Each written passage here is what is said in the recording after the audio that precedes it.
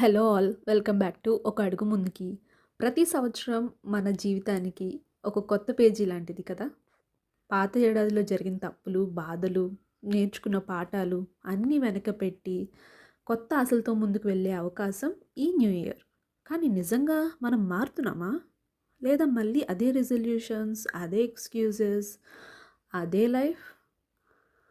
ప్రతి సంవత్సరం మనం చెప్పుకునే రెజల్యూషన్స్ గుర్తున్నాయా?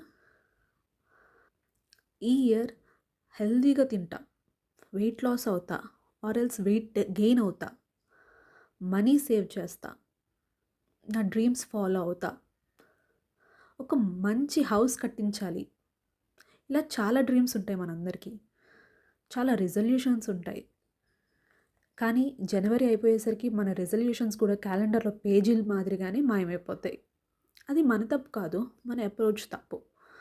ఈ సంవత్సరం పెద్ద రెజల్యూషన్స్ కాదు కానీ ఒక చిన్న చిన్న రియలిస్టిక్ గోల్స్ పెట్టుకుందామా? రోజు 10 మినిట్స్ వాకింగ్, రోజు ఒక అన్‌హెల్తీ హ్యాబిట్ తగ్గించుకోవటం, రోజు ఒక మంచి ఆలోచన, వారానికోసారి సెల్ఫ్ కేర్, రోజుకి మన డ్రీమ్స్ వైపు ఒక చిన్న అడుగు. చిన్న చిన్న అడుగులే పెద్ద మార్పుకు దారి చూపుతాయి. మనలో చాలామంది ఇంకొకరి కోసం జీవిస్తున్నాం. పిల్లల కోసం, కుటుంబం కోసం, బాధ్యతల కోసం. కానీ ఈ సంవత్సరం మన కోసం కూడా ఒక గోల్ పెట్టుకుందాం. అది సెల్ఫిష్ కాదు, అది సెల్ఫ్ రెస్పెక్ట్.